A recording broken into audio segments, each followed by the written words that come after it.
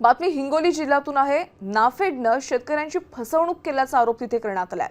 प्रगती स्वयंरोजगार सेवा सहकारी संस्था हिंगोली या संस्थेमार्फत पणन हंगाम 2025-26 मध्ये आधारभूत किंमत खरेदी योजनेअंतर्गत सोयाबीन खरेदीचं कामकाज चालवण्यात आलंय।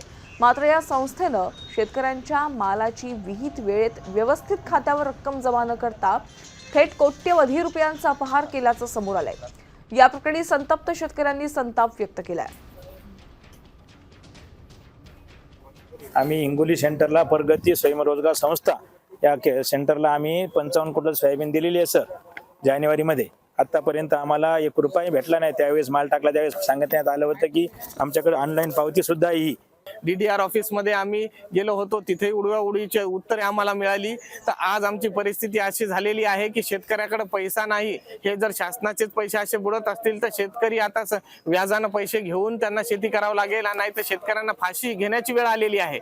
मी 3 वेळेस बँकेत गेलो, चेक वटवले, बाउन्स झाले, परत आलेत आणि शेवटी माझे हातपाय थकले आणि शेवटी मी आता 14 तारखेला साहेबाला इथं निवेदन देऊन 14 तारखेला इथं 14 ऑगस्टला कलेक्टर ऑफिस समोर आम्ही याला बसणार, उपोषणाला बसणार। शेवटी पर्याय आम्हाला नाही।